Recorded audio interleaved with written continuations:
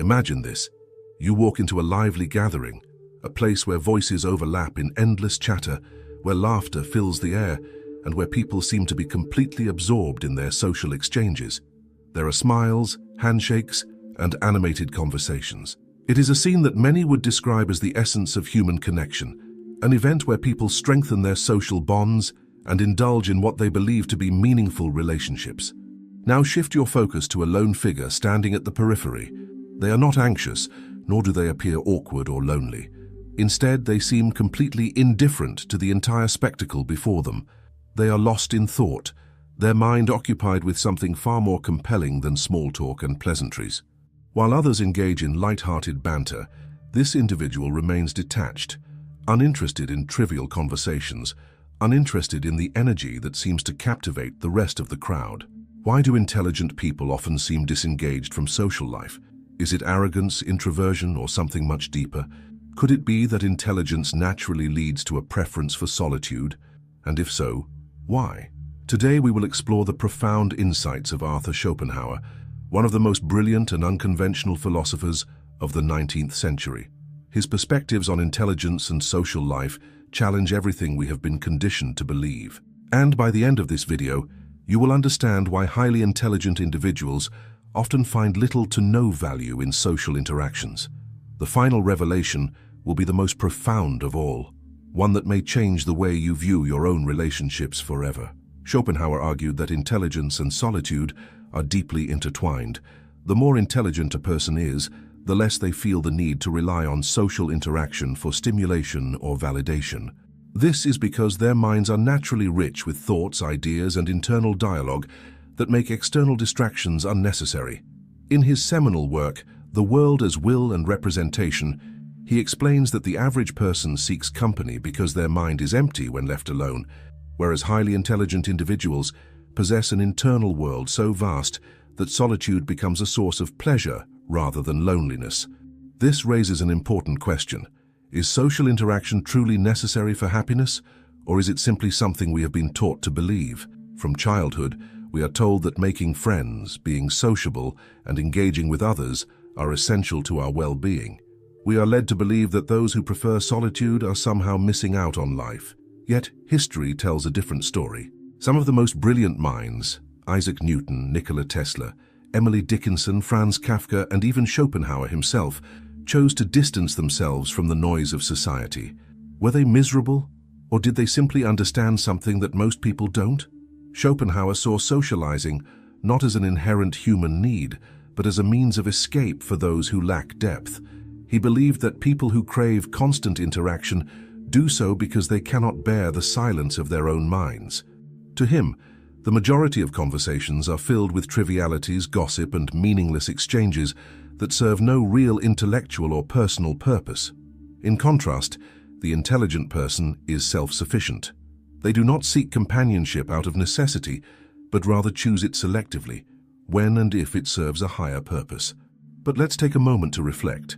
Have you ever found yourself feeling drained after social interactions?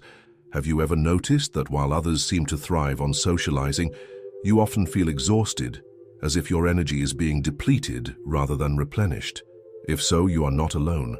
Many highly intelligent individuals report feeling detached from traditional social structures, not because they dislike people, but because they see through the illusion of social necessity. Now, some might argue that humans are social creatures by nature, that we evolved to depend on groups for survival and emotional well-being. And this is true, to an extent.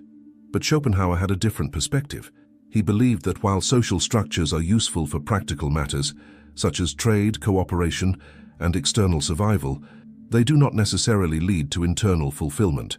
In fact, he argued that excessive socializing is often a distraction from true personal growth. He compared people to empty vessels. Those with little intellectual depth require external input, conversations, entertainment, social validation, to feel complete. But those with rich inner worlds do not need these distractions. Their thoughts, ideas, and creativity provide them with an endless source of engagement, making solitude not only desirable, but essential for their intellectual and emotional well-being. This idea challenges one of the deepest assumptions of modern society, that being social is an inherent virtue. But is it? Or is it simply a way to avoid the discomfort of being alone with one's own thoughts? Schopenhauer also saw another problem with social life, one that intelligent individuals quickly recognize. In social interactions, there is an inevitable element of conformity. People engage in predictable discussions, follow social norms, and suppress their true selves in order to fit in. Highly intelligent individuals, on the other hand, are often unwilling to do this. They prefer authenticity over acceptance, depth over superficiality, and truth over politeness. This refusal to conform makes them outliers, people who do not fit neatly into the mold of traditional social expectations. This explains why so many brilliant thinkers have been misunderstood, isolated, or even labeled as difficult or antisocial. It is not that they despise society, but rather that they see through its illusions. They recognize that much of what people call connection is often just a series of scripted interactions driven more by habit than by true meaning. But here's the real question. If intelligent people naturally gravitate towards solitude, does this mean that social life has no value for them? Or is there a way for them to engage with society in a way that is meaningful and fulfilling? This is where Schopenhauer's most powerful insight comes in, one that we will explore in depth as we continue. And the final revelation will be the most transformative of all. Schopenhauer's insights challenge everything we assume about the value of social life. If highly intelligent individuals do not feel the need to be constantly surrounded by others, then what truly drives their detachment? Is it simply a preference? Or is there a deeper reason why social interactions feel unnecessary, even exhausting to them? To answer this, we must explore another key concept in Schopenhauer's philosophy: the distinction between solitude and loneliness. In his view, loneliness is a condition that arises from a lack of fulfillment, while solitude is a state of self-sufficiency. The majority of people fear being alone because they associate it with emotional emptiness, but an intelligent mind does not experience solitude in the same way. In fact, Schopenhauer believed that solitude is not only beneficial, but essential for those who seek wisdom, self-reflection, and personal growth. Let's take a moment to reflect on this. Have you ever been surrounded by people yet felt completely disconnected from them? Have you ever engaged in a conversation only to realize that it holds no real meaning? This is precisely the feeling that Schopenhauer described, the awareness that much of social life is built on superficiality rather than true intellectual or emotional connection. In many ways, society conditions us to believe that being alone is unnatural, that isolation is something to be avoided at all costs. But Schopenhauer saw things differently. He argued that solitude allows for the deepest forms of thought and creativity, while constant socialization prevents true introspection. He wrote, "A man can be himself only so long as he is alone, and if he does not love solitude, he will not love freedom, for it is only when he is alone that he is really free." This idea is profound. It suggests that the need for social interaction is often a form of dependency, an inability to be alone with one's own thoughts. The intelligent person, however, does not fear solitude. They embrace it because it grants them the freedom to think, to create, and to understand themselves without external influence. Consider some of the greatest minds in history. Many of them lived in deliberate isolation, not because they were incapable of socializing, but because they found deeper fulfillment in solitude. Isaac Newton spent years alone while developing his theories of motion and gravity. Nikola Tesla chose to remain single and dedicated his entire life to his work. Emily Dickinson rarely left her home, yet she produced some of the most profound poetry ever written. These individuals were not lonely. They were immersed in the richness of their own minds. But there is another reason why intelligent people often distance themselves from social life, one that goes beyond mere preference. Schopenhauer observed that most human interactions are driven not by a genuine exchange of ideas, but by social expectations, ego, and even hidden competition. He believed that in social settings, people often seek validation rather than truth, and this can be deeply frustrating for those who value intellectual honesty. Think about this in your own life. How many conversations do you have that feel truly meaningful? How often do you encounter people who are more interested in listening than in speaking? For highly intelligent individuals, these shallow interactions can feel like a waste of time. They see through the masks that people wear, the way individuals adjust their personalities to fit social norms. the way they avoid deep discussions in favor of small talk, the way they seek approval rather than truth. Schopenhauer believed that intelligence naturally leads to a heightened awareness of these social dynamics, and the more a person becomes aware of them, the less they are willing to participate in them. He observed that intelligent individuals often struggle to find people who truly understand them, not because they are arrogant, but because their way of thinking is simply different. They see the world through a lens that most people do not, and as a result, they often feel like outsiders. But this raises a difficult question. If social life is so often filled with superficiality, should highly intelligent people isolate themselves completely? Is there any value in human relationships at all? Schopenhauer had a nuanced answer to this. He did not believe that all social interactions are meaningless, only that most of them are. He suggested that the key is selectivity. Intelligent individuals should not avoid social life entirely, but they should be highly deliberate about who they spend their time with. He advised seeking out relationships based on genuine intellectual and emotional connection rather than social obligation. He also made an important distinction between different types of solitude. There is solitude that leads to growth and reflection, and there is solitude that stems from bitterness or alienation. The former is healthy, while the latter can become destructive. Schopenhauer warned against allowing intellectual superiority to turn into contempt for others. He believed that true wisdom comes from understanding the nature of society while still maintaining a sense of detachment. So how can intelligent individuals navigate this balance? How can they embrace solitude without becoming completely disconnected from the world?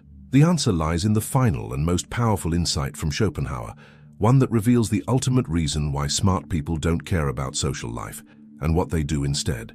Schopenhauer's philosophy leads us to a striking realization, one that many intelligent individuals come to on their own, whether consciously or unconsciously. It is not that they outright reject society, nor that they lack the ability to engage in social life. Rather, they recognize a fundamental truth. Most human interactions are not based on substance, but on necessity, habit, and social conditioning. This realization changes everything. If most people engage in social life not because they truly desire deep connections, but because they fear solitude, then what does this say about the nature of human relationships? Schopenhauer believed that much of what people call friendship or companionship is often rooted in mutual need rather than genuine connection. This is a concept that can be difficult to accept because it challenges one of our most deeply ingrained beliefs, that relationships are inherently valuable. But Schopenhauer forces us to ask, are they really? Or do we simply seek them out to avoid confronting ourselves? He argued that most friendships are transactional in nature. People befriend others not necessarily because they deeply connect with them, but because of shared circumstances, work, school, convenience. When these circumstances change, the connection often fades. This is why so many friendships dissolve over time. The bond was never truly about mutual understanding. It was about external factors that no longer exist. Intelligent individuals see this pattern and, as a result, become more selective with their relationships. They do not invest in connections that lack depth or authenticity. This perspective is not cynical, it is liberating. When you stop seeking validation from social life, you become free to build relationships based on genuine alignment rather than social obligation. Schopenhauer himself was highly skeptical of the idea that being well-liked or socially successful was a sign of intelligence or personal fulfillment. He noted that the most profound thinkers in history were often isolated, not because they were rejected by society, but because they chose a different path. Take, for example, Leonardo da Vinci. He was known to be deeply introspective, preferring the solitude of his studies to the distractions of social gatherings. His mind was consumed with ideas, inventions, and an endless pursuit of knowledge. He saw social interaction as a potential diversion from his true purpose. The same was true for Nikola Tesla, who famously said that he never married because he believed relationships would interfere with his work. These individuals were not lonely. They were consumed by something greater than socializing. But what is it that intelligent people seek if not social validation? The answer lies in something Schopenhauer valued above all else: wisdom. He believed that the highest form of existence was one dedicated to the pursuit of knowledge and self-mastery. For those who think deeply, Time spent in contemplation is far more valuable than time spent in idle conversation. They are not interested in being popular or socially dominant. They are interested in understanding reality at a deeper level. This is where Schopenhauer's philosophy takes an even more radical turn. He suggested that true wisdom requires a form of detachment, not only from social life, but from the illusions that most people live by. To him, the average person is caught in a cycle of endless distractions, chasing status, approval, entertainment, without ever questioning why. Intelligent individuals, on the other hand, naturally distance themselves from these things because they see them for what they are, temporary and often meaningless. Consider how much of social life revolves around performance. People carefully curate their identities, filtering what they say and how they present themselves to fit into societal norms. There is an unspoken pressure to conform, to be agreeable, to maintain appearances, to avoid uncomfortable truths. But for those who see through this, participation in such a system feels exhausting. Schopenhauer described this as the burden of clarity. The more you understand, the less you are able to tolerate illusions.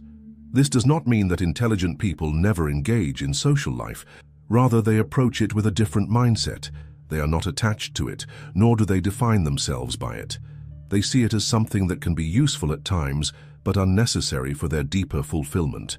This is why so many intellectuals prefer small, meaningful conversations over large gatherings. It is why they gravitate toward people who challenge them intellectually, rather than those who simply provide companionship. But here lies the greatest paradox. While intelligent individuals often withdraw from social life, they are also the ones most capable of understanding human nature at its deepest level. Their solitude is not a rejection of humanity. It is an attempt to understand it from a clearer perspective. Schopenhauer himself believed that wisdom comes from observing life without being fully immersed in it. Only by stepping back can one see the full picture. This idea challenges everything we are taught about the importance of social life. If deep thinking naturally leads to solitude, then perhaps the true measure of intelligence is not social success, but the ability to be alone without feeling incomplete. This is a concept that modern society struggles to accept because it contradicts the belief that social connection is the highest form of fulfillment. But Schopenhauer forces us to ask, is it really? Or have we been conditioned to believe that because solitude is uncomfortable for most people? As we approach the final and most powerful insight from Schopenhauer, we must confront the ultimate question. If intelligent individuals do not care about social life, then what do they value above all else? And how can this realization transform the way we approach our own lives? The final revelation will be the most profound of all. If intelligent individuals do not place great importance on social life, then what do they value above all else? What is it that gives their lives meaning, if not the approval, companionship, or validation of others? Schopenhauer's ultimate insight is both profound and unsettling. The highest form of fulfillment comes not from external sources, but from within. He argued that those who seek happiness through social life are often chasing a fleeting illusion, while those who cultivate inner depth, knowledge, and self-mastery attain something far more enduring. At the core of his philosophy is the idea that human suffering arises from desires, our endless craving for recognition, pleasure, and distraction. Most people, he observed, spend their lives in a state of restless pursuit. They seek relationships, status, and entertainment, believing that these things will bring them happiness. But even when they achieve what they desire, the satisfaction is temporary. Soon, a new craving emerges, and the cycle begins again. Intelligent individuals, however, are more likely to see through this illusion. They recognize that true contentment cannot be found in external validation, but in a life aligned with deeper purpose and understanding. This is why they often withdraw from superficial social interactions. It is not that they despise people, it is that they refuse to engage in distractions that take them away from their true pursuits. This realization is life-changing because it forces us to ask, what if everything we have been taught about fulfillment is wrong? What if happiness does not come from being surrounded by others, but from developing our own minds and souls? Schopenhauer believed that the most intelligent people do not fear solitude because they have learned to be at peace with themselves. Instead of seeking external stimulation, they cultivate inner richness. They read, they reflect, they create. They pursue knowledge not because it makes them socially admired, but because it is an end in itself. He wrote, "The more unintelligent a man is, the less mysterious existence seems to him." In other words, those who are deeply intelligent and introspective do not see life in simplistic, surface-level terms. They question, they analyze, they search for meaning, and because of this, they often feel disconnected from mainstream society, which tends to avoid deep existential questions. But here is where Schopenhauer makes his most powerful argument. Solitude is not merely a preference, it is a requirement for those who seek true wisdom. He warned that being surrounded by the noise of society can prevent an individual from developing independent thought. The expectations of others, the pressures to conform, the constant distractions, all of these things pull people away from the most important journey they can take, the journey inward. For this reason, he saw solitude not as isolation but as a form of liberation. He believed that the greatest minds in history reached their potential, not by immersing themselves in social life, but by stepping away from it. By detaching from the ordinary concerns of society, they were able to see reality more clearly and devote themselves to higher pursuits. This challenges everything modern culture tells us about social life. We are constantly encouraged to network, to build relationships, to avoid being alone. But Schopenhauer forces us to reconsider, is this truly necessary? Or have we simply been conditioned to believe that because society fears solitude? If we look at history, we see that many of the most remarkable thinkers, artists, and inventors lived in a state of partial or complete withdrawal from mainstream life. They were not interested in casual socialization or mindless entertainment. They were consumed by something greater, their ideas, their work, their search for meaning. But does this mean that social life has no value at all? Schopenhauer did not go that far. He acknowledged that human relationships can be meaningful, but only when they are built on genuine intellectual or emotional depth. He warned against surrounding oneself with people simply for the sake of avoiding loneliness. He argued that if one must choose between superficial company and solitude, solitude is always the better option. So, where does this leave us? Should we abandon social life entirely? Not necessarily. But Schopenhauer's insights offer a radical shift in perspective. Instead of seeking fulfillment through others, we must first find it within ourselves. Instead of fearing solitude, we should embrace it as a tool for growth and self-discovery. Instead of chasing social validation, we should pursue knowledge, wisdom, and personal excellence. This is the ultimate realization. Highly intelligent people do not care about social life because they have discovered something far more valuable: the ability to think independently, to create freely, and to exist without the need for constant external validation.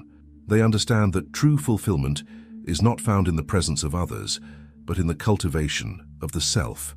So now the question turns to you. What would your life look like if you embraced solitude as a strength instead of a weakness? If you stopped seeking external validation and focused instead on your own growth, how much more could you achieve? Perhaps the greatest minds in history were not outliers, but pioneers.